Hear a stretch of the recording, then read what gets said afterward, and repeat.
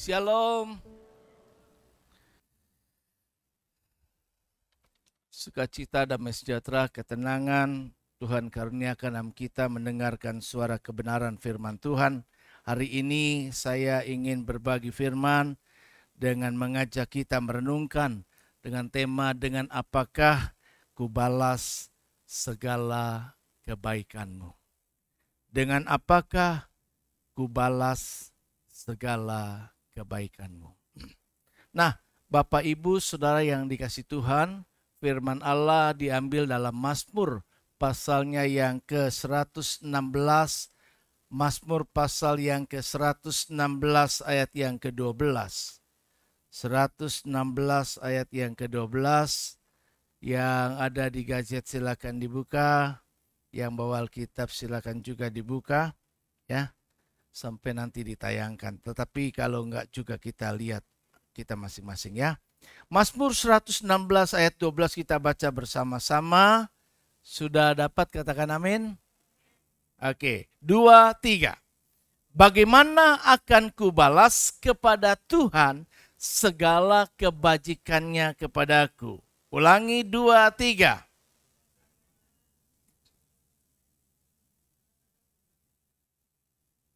Iya, bagaimana akan kubalas kepada Tuhan segala kebajikannya kepadaku? Nah, kita bisa lihat di sini bahwa pernyataan firman Tuhan yang ditulis di dalam Mazmur pasal 116 ayat 12 ini tentunya bukanlah sebuah pertanyaan biasa. Bukanlah pertanyaan basa-basi, tetapi sebuah pertanyaan dari sebuah hati yang rindu karena menyadari betapa baiknya Tuhan itu dalam hidup kita. Nah, pernahkah kita benar-benar merenungkan betapa besar kebaikan Tuhan dalam hidup kita?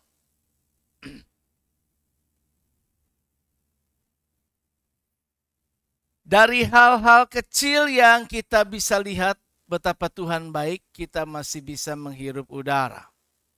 Orang yang dalam keadaan sekarat, krisis, tentunya harus membeli oksigen, dihitung semuanya, dan semuanya itu berat rasanya jika kita hidup dengan oksigen yang berbayar.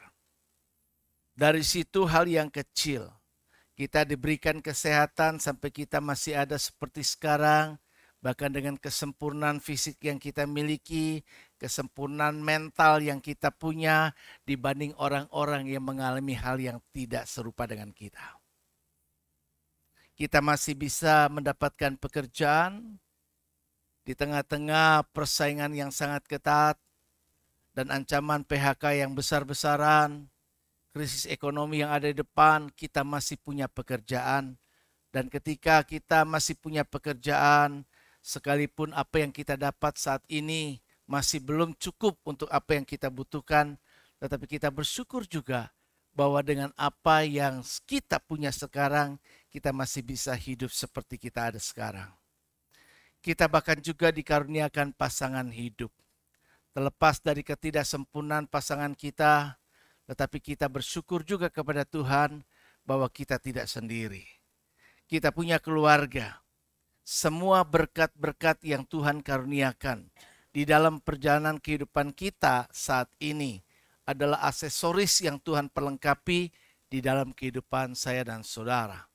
Tetapi berkat yang terbesar yang kita terima dari Tuhan yang tidak bisa dinilai dengan materi adalah keselamatan. Betul? Tidak bisa kita beli dengan uang. Tidak bisa kita beli dengan perbuatan baik. Tetapi keselamatan adalah sebuah anugerah terbesar. Karena kebaikan Tuhan, Dia tahu kita tidak punya kapasitas kemampuan untuk bisa selamat dengan kemampuan kita. Karena itu Dia berikan kasih karunia-Nya kepada orang-orang yang mau percaya kepada Dia. Jadi modal kita percaya kita beroleh keselamatan. Setelah kita percaya, maka kita kerjakan kepercayaan, kita kerjakan keselamatan yang sudah kita dapatkan dari Tuhan dengan takut dan gentar untuk mengerjakan apa yang Bapa kehendaki sebagai sebuah tindakan balas kasih kita kepada Tuhan. Kita tidak melakukan yang baik untuk selamat, tetapi kita beroleh selamat dan mengerjakan yang baik sebagai wujud kasih kita kepada Dia. Nah, sekali lagi dalam Mazmur ini kita bisa melihat bahwa ditanyakan bagaimana aku bisa membalas segala kebaikan Tuhan. Ini bukan pertanyaan untuk mencari jawaban yang setara, bahwa kita punya kemampuan untuk dapat membalas Tuhan dengan apa yang bisa kita kerjakan. Tentunya tidak. Berapapun dan apapun yang akan kita kerjakan bagi Tuhan, tidak sebanding dengan apa yang sudah Tuhan buat untuk kita. Tetapi paling tidak ini menjadi refleksi dari hati keinginan kita yang penuh syukur untuk merespon kebaikan Tuhan dan mengerjakan apa yang Tuhan kehendaki di dalam kehidupan kita.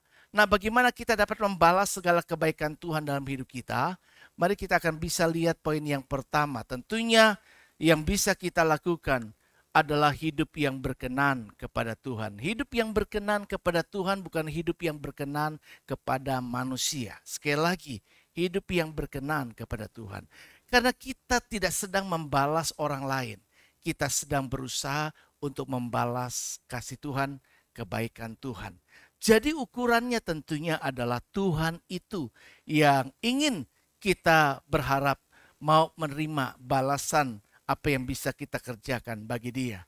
Di dalam Roma pasal yang ke-12 ayat 1 berkata, karena itu saudara-saudara demi kemurahan Allah, aku menasehatkan kamu supaya kamu mempersembahkan hidupmu sebagai persembahan yang hidup, yang kudus, dan yang berkenan kepada Allah.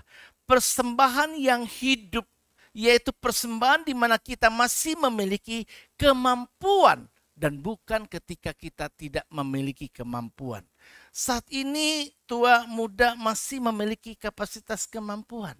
Kita masih punya keterampilan apapun yang bisa kita kerjakan. Dan itulah yang Tuhan mau.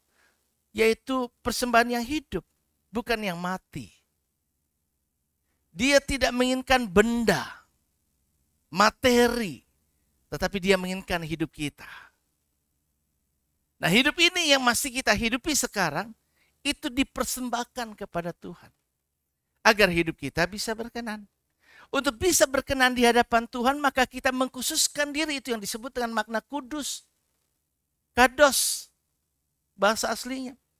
Yaitu dipisahkan dari dunia dan dikhususkan bagi Tuhan. Jadi kehidupan kita dedikasikan apa yang Tuhan mau dari hidup kita. Kita bertanya kepadanya, apa yang Tuhan mau dari saya? Dan yang berkenan tentunya adalah hal yang diinginkan Tuhan, bukan yang saya mau. Kadang orang memberi sesuatu kepada siapapun dia ingin memberi adalah apa yang dia mau beri. Bukan dia pikir apa yang orang lain mau terima dari pemberian saya. Saya punya kebiasaan lebih senang. Kalau saya mau memberi, saya tanya sama orang yang saya mau beri. Kira-kira kamu mau apa? Di samping buat saya lebih mudah, nggak mikirin apa yang saya mau kasih. Jadi saya pastikan itu yang dia inginkan atau butuhkan. Begitupun sama Tuhan. Jika kita ingin hidup berkenan di hadapan Allah, kita bertanya, Tuhan mau apa dari saya? Ya? Tuhan mau apa dari saya? Apa yang Tuhan mau saya lakukan buat engkau? Karena gak sebanding juga kalau saya lakukan itu semua. Gak bisa membalas. Ya. Tuhan tidak menginginkan harta kita, tidak juga persembahan materi semata, tetapi Dia menghendaki hidup kita sebagai persembahan yang hidup. Hidup yang berkenan kepada Tuhan berarti hidup di dalam ketaatan, hidup di dalam kesetiaan, dan hidup di dalam kebenaran. Jadi kita mengerjakan apa yang Tuhan mau dan bukan apa yang saya mau. Nah, ini tidak bisa kita lakukan terhadap Tuhan jika dalam praktek-praktek kehidupan nyata kita, dari hal-hal yang bisa kita lihat, itu kita masih lebih dominan mengerjakan apa yang saya mau ketimbang daripada apa yang Tuhan mau. Di kantor kita terbiasakah juga melakukan apa yang pimpinan kita mau atau apa yang saya mau? Saya selalu berkata kepada orang-orang yang pernah dulu bekerja sama saya, jangan sibuk mengerjakan apa yang kamu pikirkan. Kerjakan apa yang saya tugaskan, karena itu yang saya nilai. Betul? Kita masing-masing punya KPI, Key Performance Indicator ya. Jadi ada indikator dari Tuhan untuk apa yang kita kerjakan dalam setiap pribadi. Dan Allah menilai, apakah ini berkenan kepada aku. Tidak semua yang baik itu berkenan. Kita bisa mengerjakan yang baik. Oh iya, ini baik kan Tuhan? Coba perhatikan. Saul, dia berpikir, ini lembu-lembu sayang, ini tambun ini, gemuk-gemuk, bagus-bagus ini. Kalau aku kasih buat Tuhan, tentunya, wah, Tuhan pasti senang.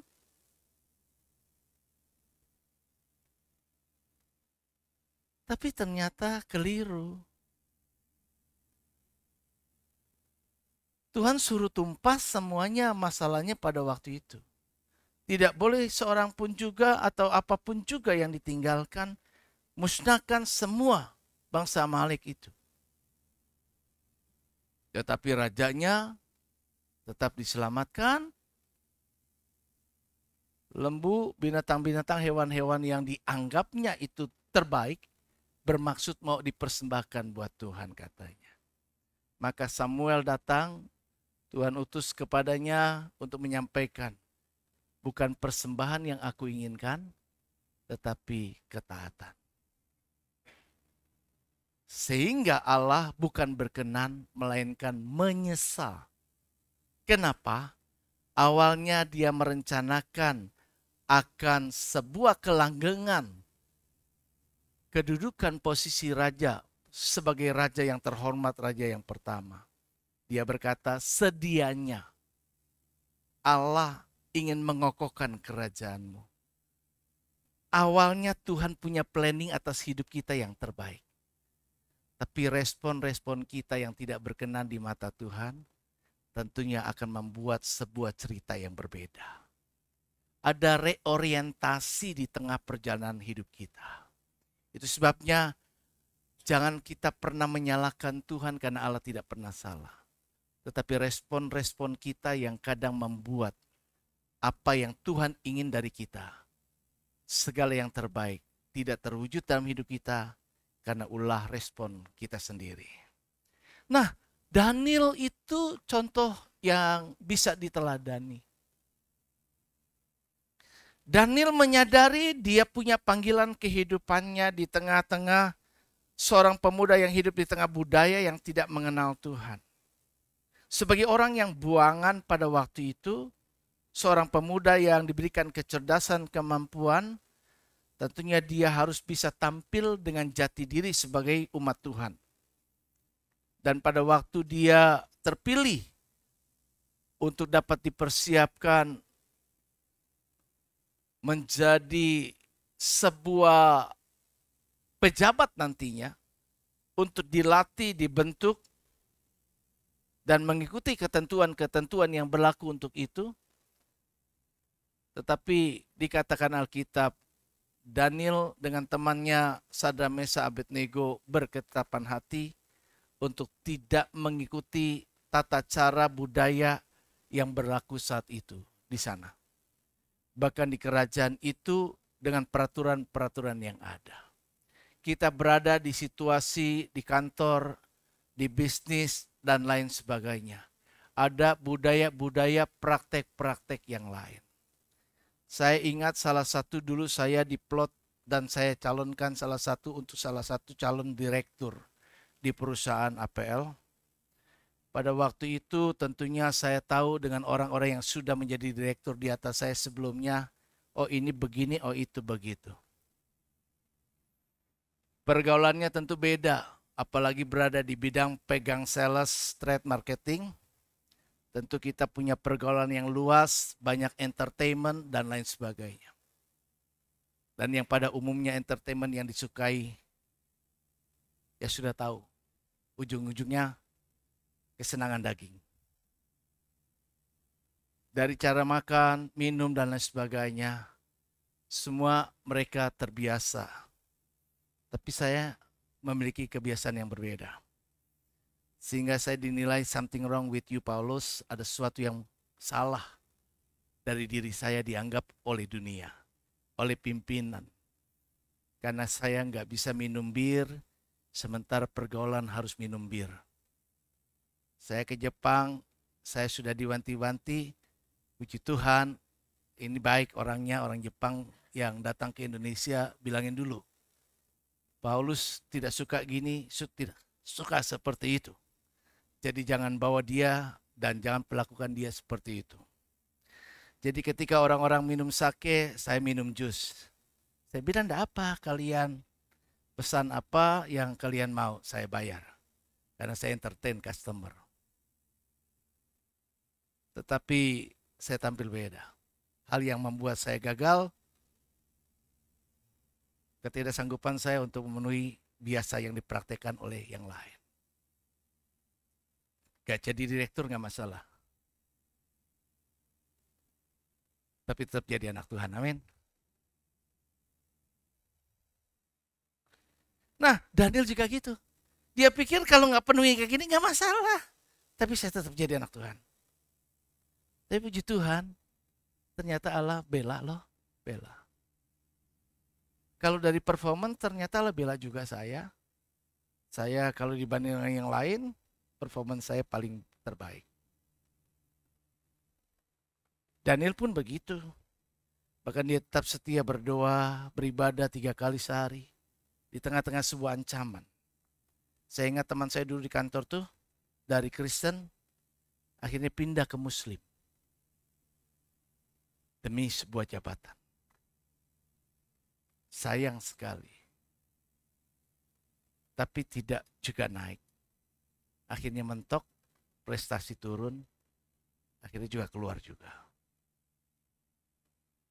Banyak orang-orang mungkin artis, orang-orang tokoh terkenal yang sudah tinggalkan Tuhan. Kita bisa lihat berita-beritanya. Mau cari ketenaran, mau cari sesuatu yang ini.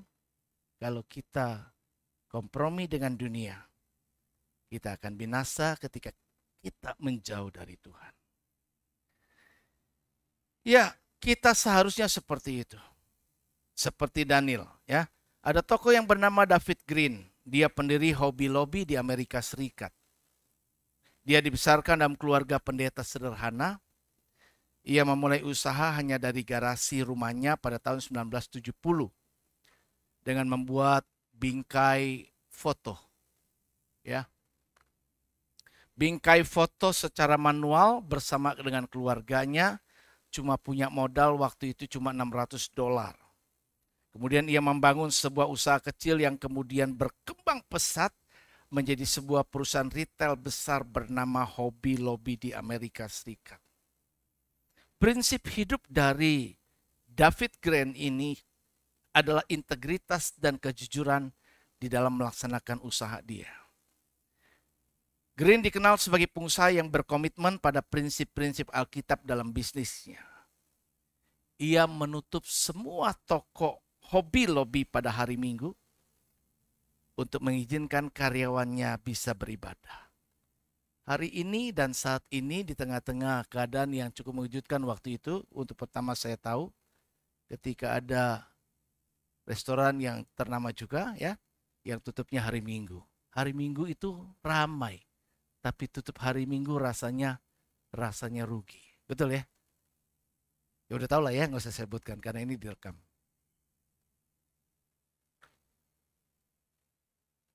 Tapi tidak bangkrut, tidak rugi, tetap diberkati Tuhan. Dia punya prinsip mengutamakan Tuhan di atas segalanya. Bukan cuma dirinya, tetapi dia mendorong karyawannya untuk juga beribadah. Itu prinsip integritas, prinsip kejujuran. Dia tidak mencari keuntungan dari ketidakjujurannya. Kemudian dia juga memiliki prinsip memberi untuk Tuhan. Sebagian besar keuntungan yang dia dapatkan, perusahaannya itu digunakan untuk mendukung pelayanan misi, pendidikan Kristen, dan lembaga-lembaga keagamaan di seluruh dunia. Kemudian dia juga punya prinsip hidup berketergantungan kepada Tuhan. David Green percaya bahwa seluruh keberhasilan yang diraihnya adalah karena anugerah Tuhan.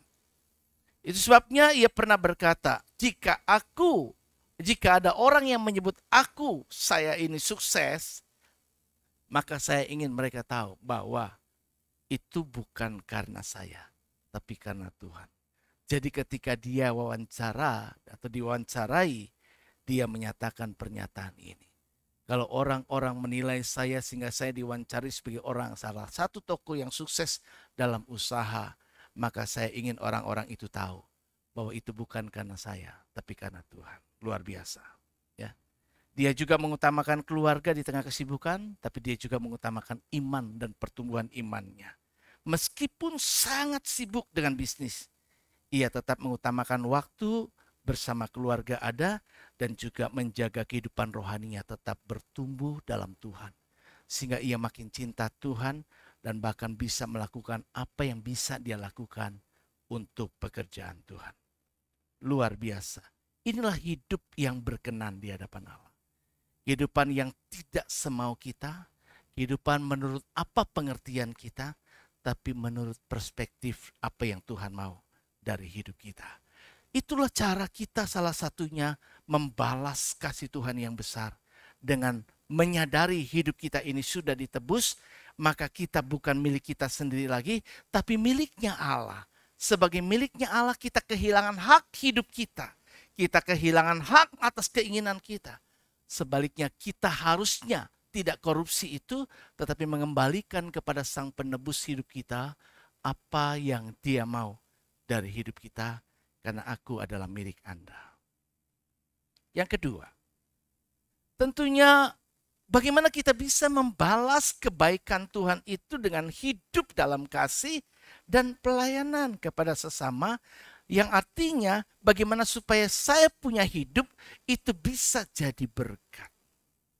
Di dalam Matius pasal yang ke-25 ayat yang ke-40 mengajarkan begini, sesungguhnya segala sesuatu yang kamu lakukan untuk salah seorang dari saudaraku yang paling hina ini, kamu telah melakukannya untuk aku.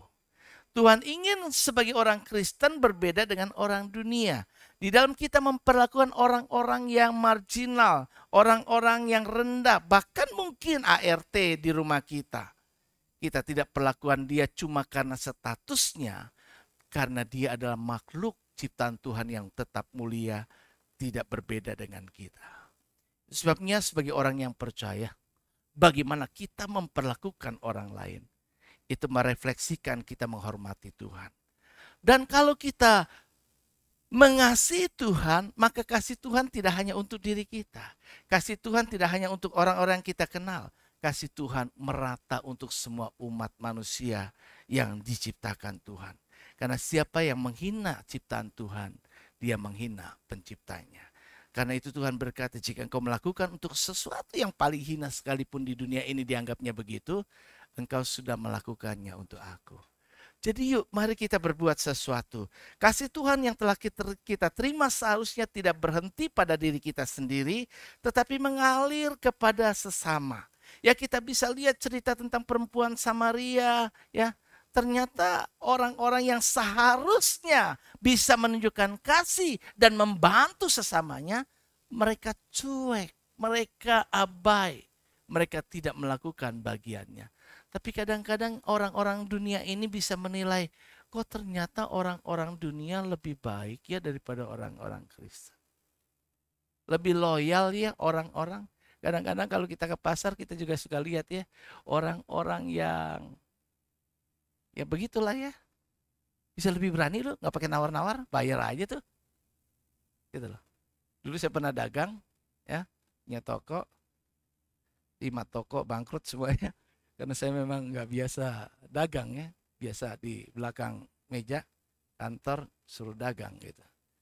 Jadi dagang tas 2 tahun tutup, dagang baju butik setahun nggak nyampe. Dagang apalagi handphone ya, aksesoris handphone di 3 toko ya, di 2 di mall, 1 di toko di jalanan. semua tutup 2 tahun. Habis uang bangkrut, lebih dari setengah M, ya sudah. Tapi kita bisa lihat bahwa Tuhan itu baik dan tetap baik. Ya, Dia setiap kali melakukan apa yang terbaik buat kita. Saya berjiwa cukup sosial, jadi pada waktu saya udah nggak mampu, saya serahkan ke orang yang saya biasa tugaskan. Ya sudah, ini silakan kamu kelola aja, ini toko, kamu boleh cicil modal saya, ya separuhnya lah dibayar dari barang-barang yang masih sisa ada.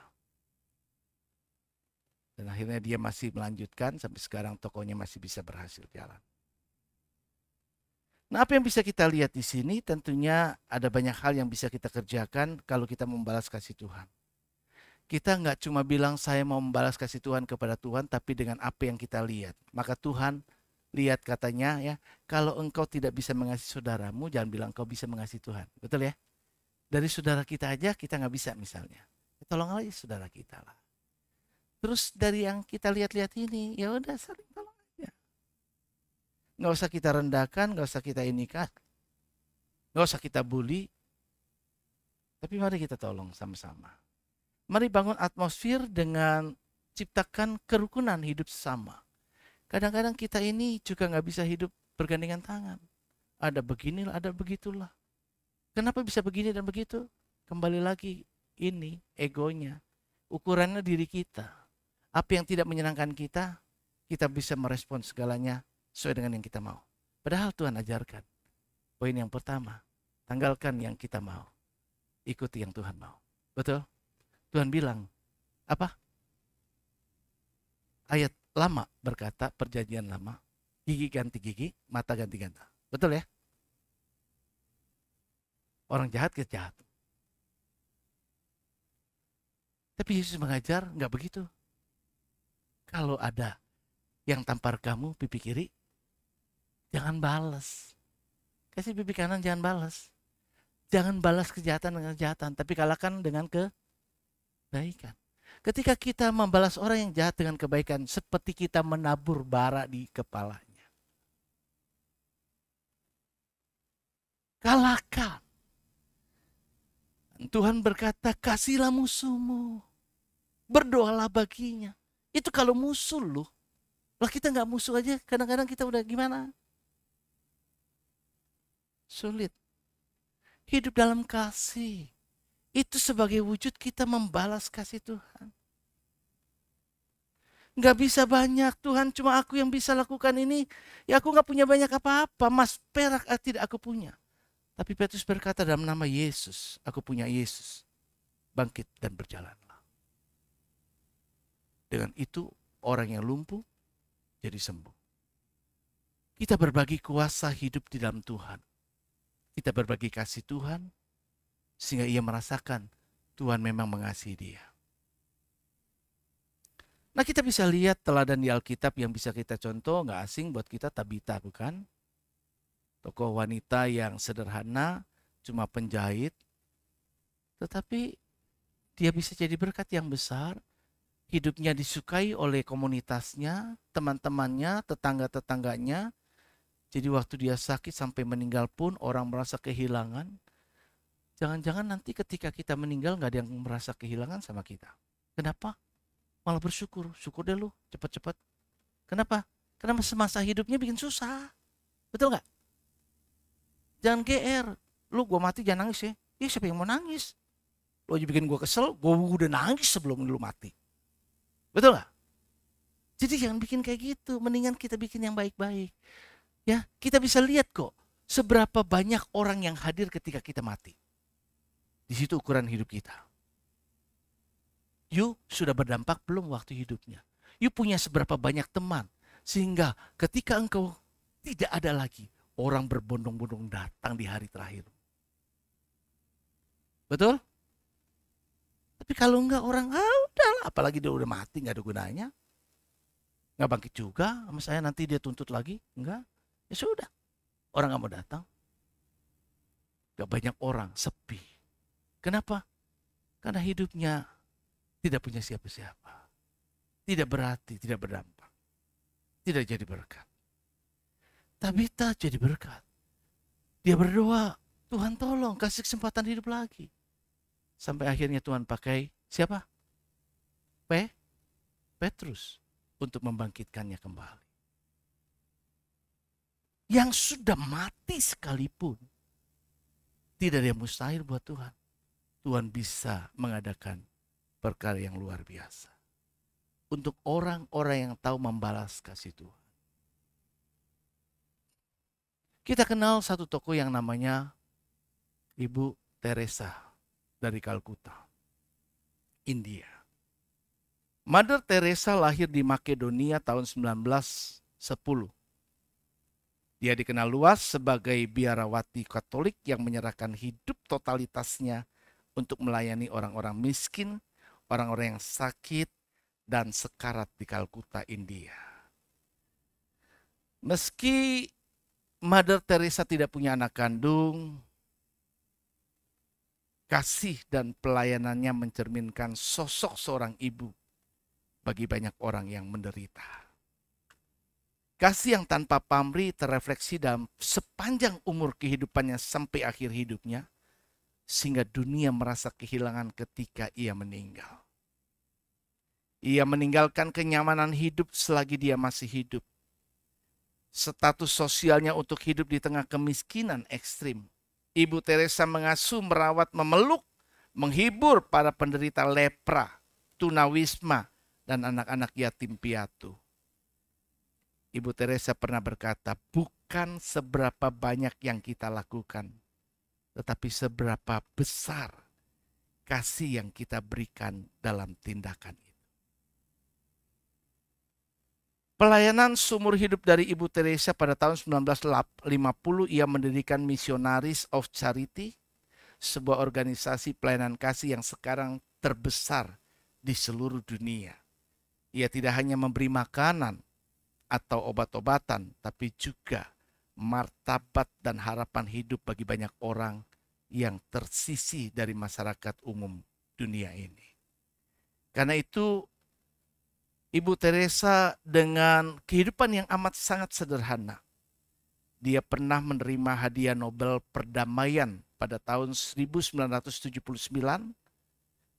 dan ia tetap hidup sederhana, bersahaja sekalipun dia menerima penghargaan dunia. Ia menjadi simbol dari kasih ibu yang universal, yang tak terbatas dengan batasan hubungan darah, tapi ia memiliki hati yang peduli, yang benar-benar mendedikasikan hidupnya dan berbagi kasih kepada orang lain dengan melakukan apa yang bisa dia lakukan. Dia bukan Kristen pendeta yang luar biasa, cuma biarawati. Tetapi hidupnya jauh lebih daripada orang-orang rohaniawan yang sering ada di atas mimbar. Kehidupan nyatanya telah menjadi berkat yang besar bagi sesama. Cara itu yang dia lakukan untuk membalas kasih Tuhan. Apa yang bisa kita lakukan hari ini? Setelah kita dengar dan diingatkan kembali oleh firman Tuhan, apa yang bisa kita lakukan untuk membalas kasih Tuhan? Kerjakan yang bisa kita kerjakan. Yang ketiga, yuk hidup beriman yang tetap bertahan dalam ujian. Kita bisa membalas kasih Tuhan dengan tetap beriman, sekalipun kita berada dalam tengah goncangan badai topan ujian, cobaan kehidupan. Yakobus 1 ayat 12 berkata, berbahagialah orang yang bertahan dalam pencobaan, sebab apabila ia sudah tahan uji, ia akan menerima mahkota kehidupan. Kebaikan Tuhan tidak selalu berupa berkat materi atau keadaan yang nyaman. Terkadang Tuhan mengizinkan kita mengalami ujian dan penderitaan untuk membentuk iman kita. Nah, salah satu cara membalas kebaikan Tuhan dengan tetap percaya dalam situasi apapun juga, tetap setia kepadanya, rajin beribadah, rajin datang persekutuan, baca Alkitab, berdoa, hubungan yang tetap intim dan semakin dekat dengan Tuhan. di dalam setiap musim kehidupan kita, kita tetap melekat kepada Tuhan dan menjadi orang percaya yang tak tergoncangkan dengan goncangan-goncangan di dunia yang terjadi. Kita bisa lihat tokoh terkenal yang tidak asing adalah Ayub. Ya, bagaimana kita bisa meneladani sikap Ayub di dalam menghadapi berbagai musim kehidupannya, pencobaan yang dahsyat yang tidak pernah sebanding dialami oleh manusia di dunia ini setelah peristiwa Ayub itu. Nah, kita bisa lihat bahwa Ayub tidak terikat dengan apa yang dia punya. Bagi dirinya dia sadar, semua yang saya punya adalah kasih karunia Tuhan. Semua dari Tuhan, aku datang dengan telanjang, toh aku kembali juga dengan telanjang. Jadi kehilangan materi, kehilangan sesuatu, kehilangan pasangan, kehilangan keluarga, kehilangan apapun juga tidak membuat dia kehilangan segala-galanya. Bahkan dirinya yang juga cukup menderita parah luar biasa. Bahkan pasangan hidup yang tidak mendukung, merongrong terus, yang tidak membawa kita makin dekat dengan Tuhan, tapi justru mendorong kita makin jauh dan mengutuki Tuhan. Dia tidak punya siapa-siapa lagi yang bisa mendukung dia. Dia tidak punya siapa-siapa lagi yang menghibur. Bahkan teman-temannya salah sangka kepadanya. Orang-orang berpikir negatif tentang dirinya. Tetapi dia tetap beriman dan bertahan. Cara itu dia buktikan.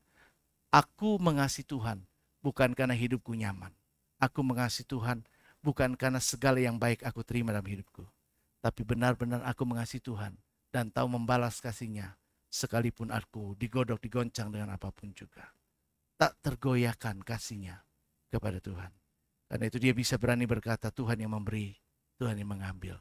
Maka terpujilah Tuhan. Dengan apapun juga, Alkitab menyaksikan Ayub tidak melakukan perbuatan yang salah di mata Tuhan. Itu sebabnya Tuhan memberi ganjaran setelah masa ujian itu dilipat gandakan berkat Tuhan kepadanya. Jadi mungkin dalam perjalanan hidup kita nggak berpikir berkatnya dulu.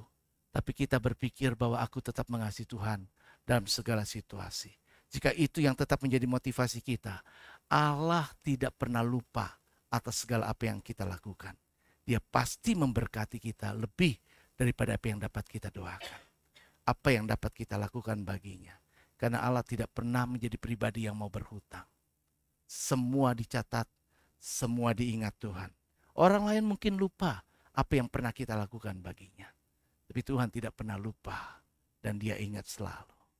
Jadi karena itu, yuk memiliki iman yang tangguh, iman yang kokoh, iman yang bertahan dalam setiap situasi apapun juga. Kita berada di era zaman yang tidak makin mudah, tapi makin sulit. Sekali lagi, di tengah-tengah situasi dan keadaan yang sudah divonis Tuhan, akhir zaman, orang tidak lagi mempedulikan agama. Kasih semakin berkurang. Saudara sedang harus melawan arus gerakan yang mendorong ini.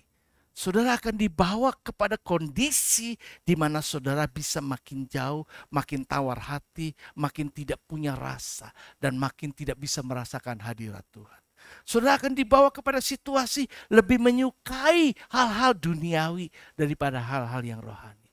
Itu situasi yang akan terjadi.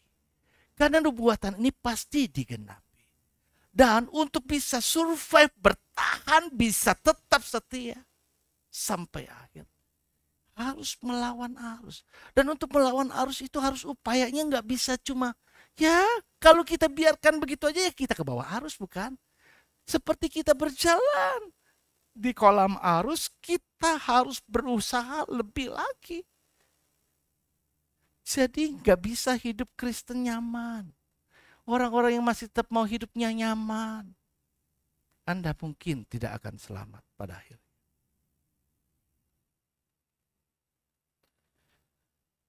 Kita bisa lihat Pastor David Wilkerson. Dia adalah seorang pendeta asal Amerika yang dikenal sebagai pendiri Teen Challenge dan penulis buku terkenal The Cross and the Switchblade.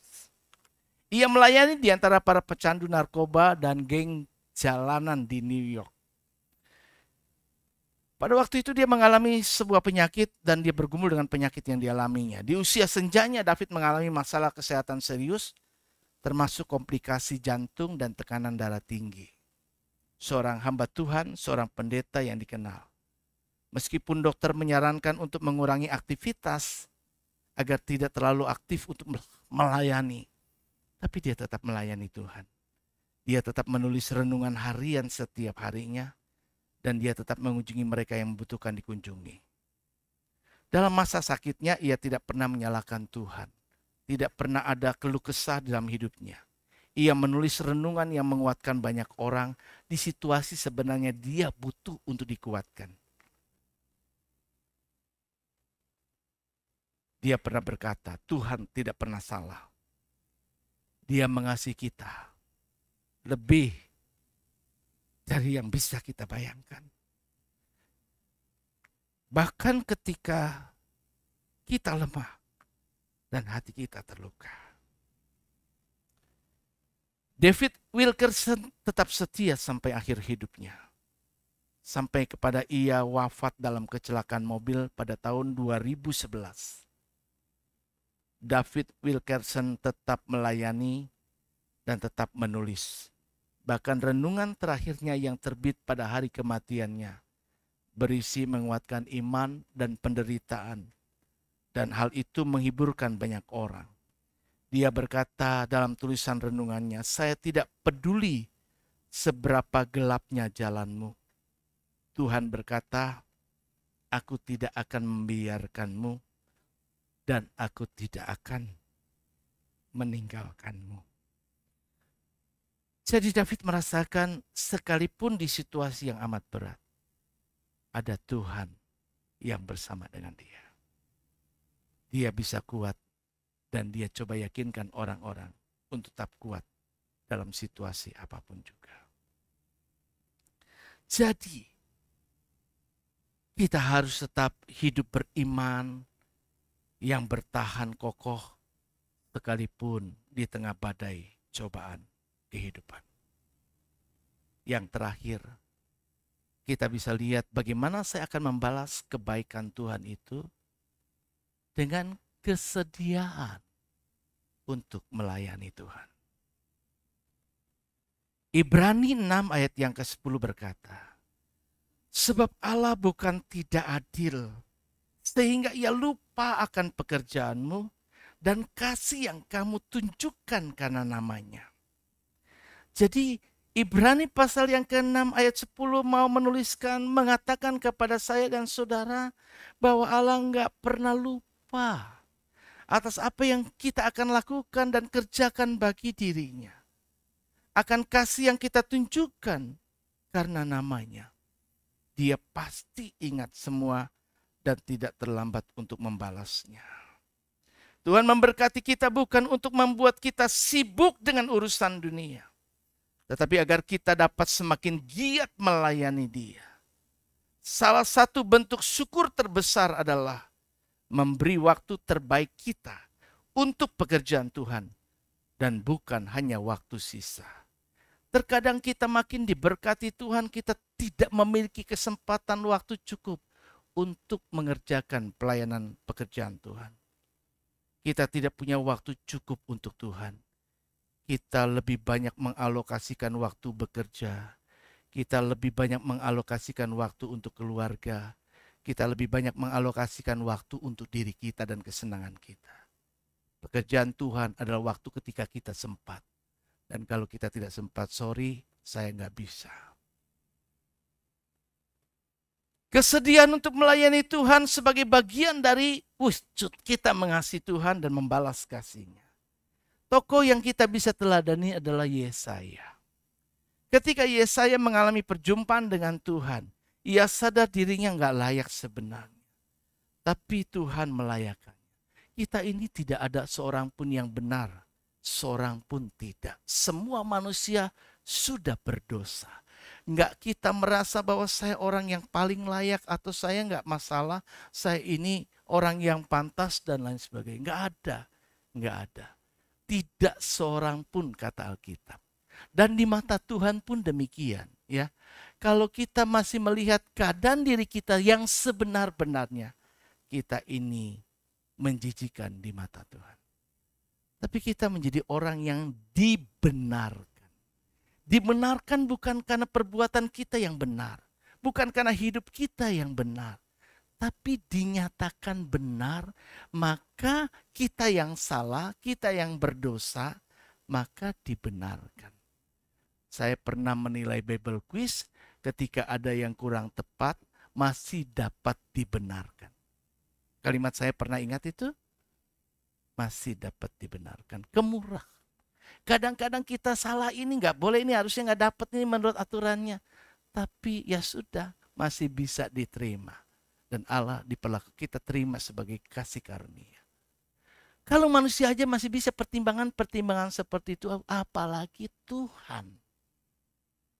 Karena itu Yesaya berkata, siapa dirinya aku najis, maka roh Tuhan menguduskannya. Kemudian dia merespon, ini aku, utuslah aku. Pakai hidupku bagi kemuliaan nama. Dia pasang badan, dia menyodorkan diri. Dan dia tidak berlaku seperti Musa. Jangan aku gak pandai bicara, aku gak bisa begini, aku gak bisa begitu. Suruh aja si Harun, suruh aja orang ini, suruh aja si itu. Apakah kita membalas kasih Tuhan dengan cara seperti itu? Kalau kita datang sama Tuhan, Tuhan bilang, oh, lu minta tolong aja sama yang lain, lu minta tolong aja sama si dia, lu kan ini aja dia. Tuhan gak pernah bilang begitu. Apa yang kau butuhkan, nak? Apa yang bisa aku perbuat bagimu? Dia tidak melihat siapa kita dan apa yang sudah kita lakukan bagi dia. Dia tetap setia, sekalipun kita tidak setia. Dr. Ben Carson, dokter bedah otak dunia yang setia melayani itu. Dr. Ben Carson adalah seorang dokter bedah saraf anak yang terkenal karena keberhasilannya memisahkan kembar siam yang menyatu di kepala. Sebuah operasi yang sangat kompleks dan beresiko tinggi pernah ia lakukan, dan ia berasal dari keluarga sederhana. Dia dibesarkan oleh seorang ibu tunggal, single parent, tidak punya ayah lagi, tumbuh dalam kondisi yang penuh tantangan. Tapi dia bertumbuh dalam Tuhan, dia bertumbuh dalam kerohanian sebagai dokter terkenal di dunia yang bisa berhasil memisahkan kembar siam yang sangat sulit sekalipun. Dokter bedah anak yang kompleks dan beresiko tinggi. Keberhasilannya tidak membuat dia kemudian makin jauh dari Tuhan dan makin meninggalkan Tuhan. Keberhasilan ketenarannya tidak membuat dia menjadi sombong dan tinggi hati. Pencapaian profesional yang pernah ia dapatkan, dia menjadi direktur divisi bedah saraf anak di rumah sakit John Hopkins. Ini salah satu rumah sakit yang paling bergengsi di dunia yang ada sampai sekarang. Dan diakui secara internasional dan menerima berbagai penghargaan termasuk Presidential Medal of Freedom yang ia pernah dapatkan. Iman dan pelayanan daripada Dr. Ben Carson ini meskipun sibuk dengan jadwal operasi, konferensi, penelitian medis, Ben Carson tetap aktif dalam pelayanan gereja dan kesaksian iman hidupnya. Ia dikenal sebagai pribadi yang berdoa sebelum operasi dan selalu mengakui bahwa keahliannya adalah kasih karunia Tuhan. Ia mendirikan Carson Scholar Funds, sebuah yayasan untuk mendukung pendidikan dan karakter anak-anak, khususnya yang kurang mampu sebagai bentuk pelayanannya bagi generasi muda. Dalam kutipan yang dia tulis sebagai pengakuan imannya, dia pernah berkata di tengah-tengah kesuksesan dan ketenaran hidup yang dicapai, tanpa Tuhan, saya bukan siapa-siapa. Segala sesuatu yang saya capai sampai saat ini, semua berasal dari tangannya. Ini langka, orang tenar, dunia top dan sebagainya, tapi masih bisa mengakui Tuhan dalam setiap perbuatannya. Inilah cara orang membalas kasih Tuhan.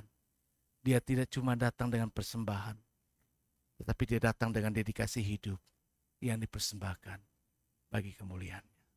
Tuhan Yesus memberkati. Mari kita bangkit diri. Hari ini kita masuk dalam sakramen perjamuan kudus. Sebuah dedikasi hidup yang telah kita lihat dan nyatakan dari sebuah sosok pribadi yang mengasihi, yaitu Yesus Kristus Tuhan.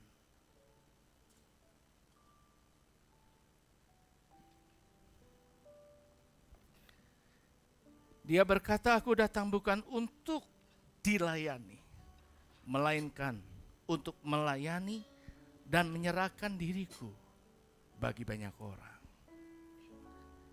Yesus tidak mementingkan dirinya. Di tengah pergumulan kehidupan yang amat berat, dia berkata, Bapa, kalau boleh lalukan cawan ini daripadaku. Tetapi bukan kehendakku, melainkan kehendak-Mu lah yang jadi. Mengalahkan semua yang kita inginkan adalah persembahan yang terbaik bagi Tuhan. Untuk menuruti apa yang Tuhan mau, bukan yang saya mau. Kita angkat lagu pujian dengan apakah akan kubalas segala kebaikan.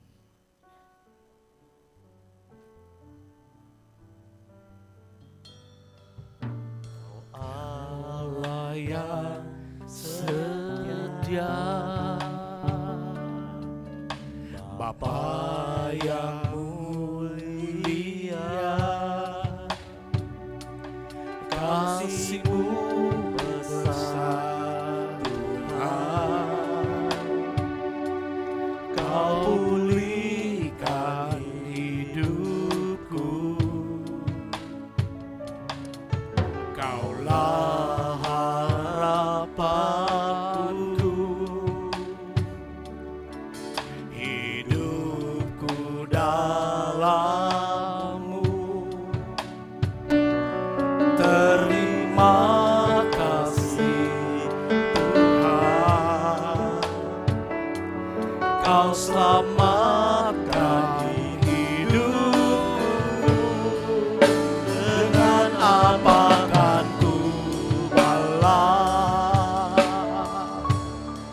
segala kebaikan-Mu? Segenap hatiku menyembah-Mu Yesus, ku bersyukur padamu. Dengan apa kan ku balas segala kebaikan-Mu? Segenap hatiku menyembah-Mu Yesus, ku bersyukur padamu selamanya. Pelayan perjamuan kudus silakan ke depan. Kau Allah yang setia, Bapa yang mulia, kasih-Mu besar Tuhan, Kau pulihkan hidupku, Kaulah harapanku, hidupku dalam-Mu. Terima kasih Tuhan, Kau selamatkan hidupku. Dengan apa kan ku balas segala kebaikan-Mu? Segenap hatiku menyembah-Mu Yesus, ku bersyukur padamu. Dengan apa kan ku balas segala kebaikan-Mu? Segenap hatiku menyembah-Mu Yesus, ku bersyukur padamu.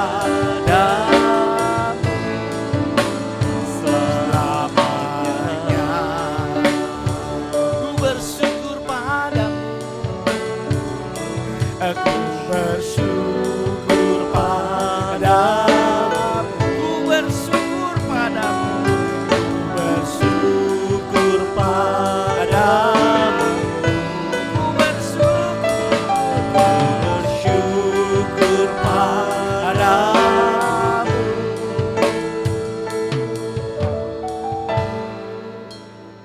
Selamanya.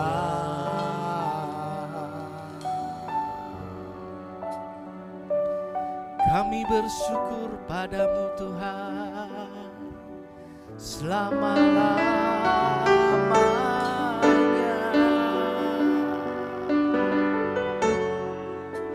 Terima kasih buat kasih setiamu di dalam hidup kami.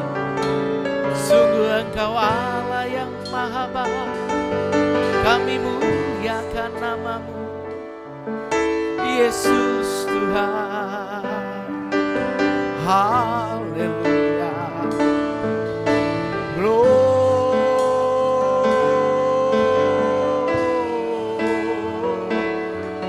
Terima kasih Tuhan. Terima kasih Bapa. Haleluya. Haleluya. Kami naikkan syukur bagimu, ya Bapa, selamanya. Terima kasih ya Tuhan, hamba-Mu berhenti berbicara dengan segala kekurangan dan keterbatasan dari pemaparan firman Tuhan yang sudah disampaikan. Kiranya Roh Kudus menyempurnakan dan terus menolong untuk kami dapat mengingat apa yang kami dengarkan baru saja, agar kami tidak seperti orang yang bercermin di depan cermin dan kemudian berlalu dan melupakan. Tetapi biarlah Tuhan menolong kami untuk menjadi belajar pelaku-pelaku firman yang mengerjakan apa yang kami telah dengar dan diajarkan kepada kami, agar kehidupan kami makin berkenan di hadapan Tuhan. Kami dapat membalas kasih Tuhan dengan mendedikasikan kehidupan kami, mempersembahkan kehidupan kami sebagai persembahan yang hidup, yang kudus, dan yang berkenan di mata-Mu, sehingga kami dapat terus memuliakan Tuhan melalui seluruh aspek kehidupan kami. Sebentar kami akan masuk dalam perjamuan kudus. Kuduskan setiap kami, layakkan kami, ampuni salah dan dosa-dosa kami, agar kami boleh layak dan berkenan di mata Tuhan, untuk menerima tubuh dan darah Tuhan yang dilambangkan melalui perjamuan kudus dengan roti dan anggur, sehingga kami mendapatkan kekuatan baru daripada-Mu untuk melanjutkan kehidupan kami dalam pengiringan akan Tuhan. Turunkanlah anugerah dan berkat Tuhan atas roti dan anggur, sehingga mereka yang menerima dengan iman, mereka dibebaskan dari segala kutuk dosa. Mereka adalah orang-orang yang telah diselamatkan oleh Tuhan. Dan kami manunggal, dipersatukan dengan tubuh Tuhan dan dengan darah Tuhan. Engkau di dalam kami dan kami di dalam Engkau.